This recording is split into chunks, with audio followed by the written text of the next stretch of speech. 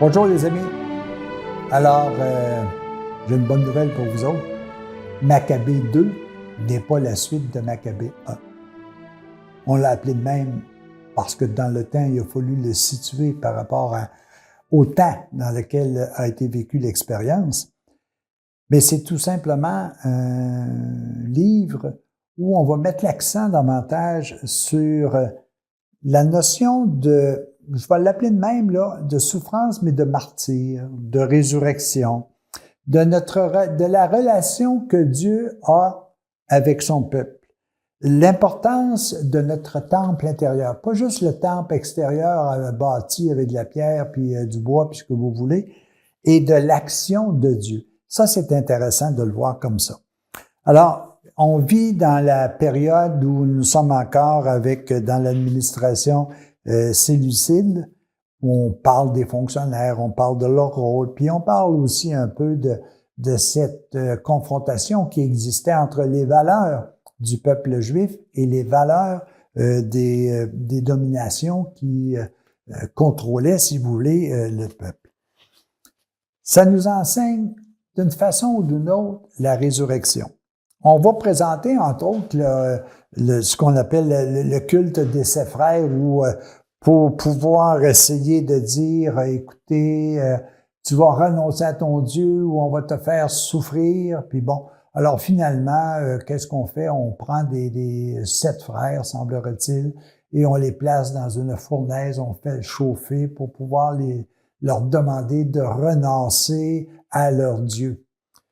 Et malgré le fait que l'on les fait souffrir, qu'on veut les brûler, eux autres sont tout joyeux. Ils sont à l'intérieur de cette fournaise-là, puis ils sont heureux. Mais comment ça se fait?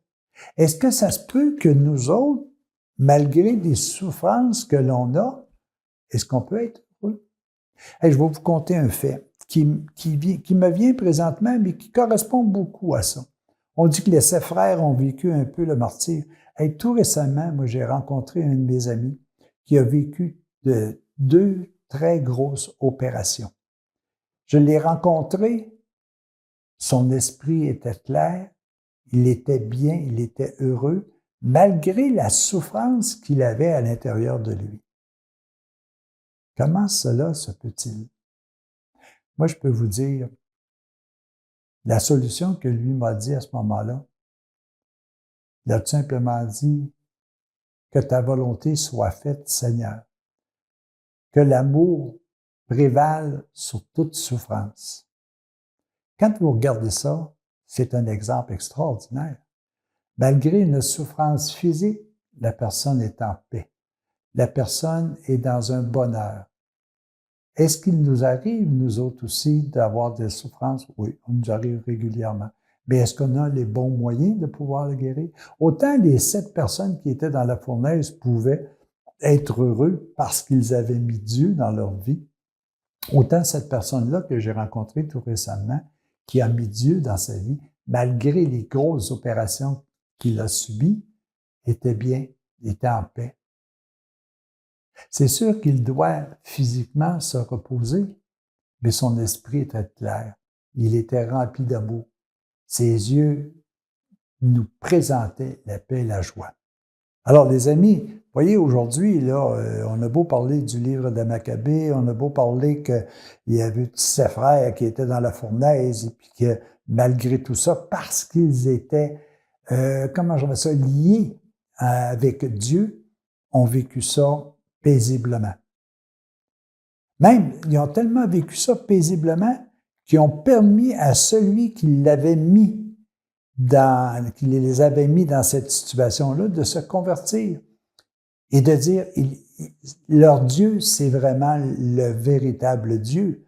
Parce que pour pouvoir être dans la joie alors qu'ils devraient souffrir énormément, il y a quelque chose qui ne va pas. Alors moi, en voyant mon ami tout récemment étant heureux malgré les souffrances qu'il avait, je me suis tout simplement dit, lui, là, il connaît le véritable Dieu. Alors les amis, faisons la même chose.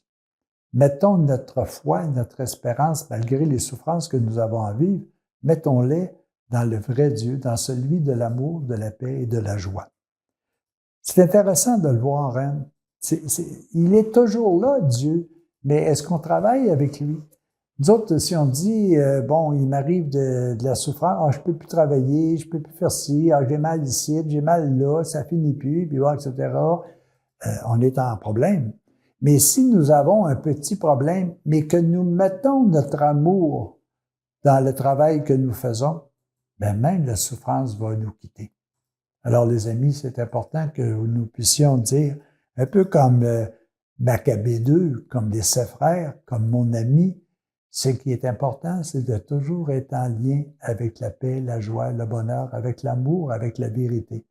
Et si nous travaillons dans ce sens-là, soyez assurés que les souffrances, vous ne les vivrez pas de la même façon.